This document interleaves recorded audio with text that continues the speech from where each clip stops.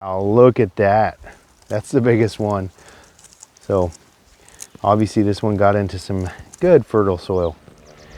Well, hello and welcome back to Ravenwood Acres. So today we're going to talk the raised garden beds we purchased, or one of them, this particular one, is the one from Vegega.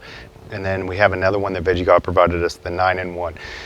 I'll put a link here in those previous videos if you're interested to learn a little bit more assembly things and stuff like that. This is more kind of just so far after about 8 months what our impressions are. So I was filming yesterday, and of course the audio didn't work. So but I started pulling our garlic, which our garlic's ready. That was the first crop we put in here. Something I will recommend is something to consider, right? Is the types of soils you put in here. Typically people get a bag solution, something from their local nursery or big box store. That soil is going to have a tendency to break down and compact over time. So at least at a minimum, I would recommend in the first season to put in a perennial, therefore, because you're going to be adding more soil. So our soil level, as you can see here, was up to this bar. Now this crossbar can actually be moved down another bolt hole, which I'm going to do before we re-prep this garden for fall crops. So something else is noted in the first video. You'll see there's quite a bit of wood debris down in the bottom. People kind of call it hugelkultur, but it's hugelkultur-ish.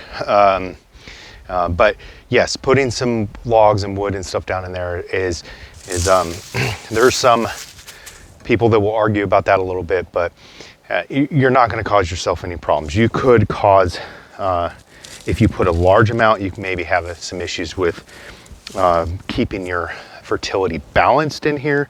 But our soil's done pretty well so far, and it was a mixture of kind of low quality garden soil and then some good quality compost and some other things. So that's just something I'm going to say I would recommend for your first season. We did leaf mulch this in the early in the fall to add a layer of mulch to protect the soil, and then that's still obviously in here. There's some wood chips that we use in our rabbit hutch, cleaned out with some good rabbit fertilizer.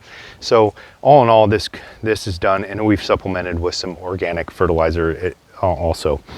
But we have a few other things like some nasturtiums and some other stuff in here that just ended up in here, and it helps complement the bed. But all in all, we are impressed.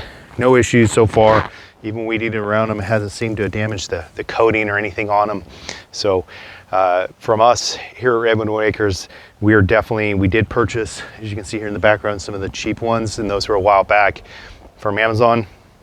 I already said in those previous videos, they're definitely not up to the quality of the Vegega beds or others I'm sure out there, but and they probably won't hold up as long.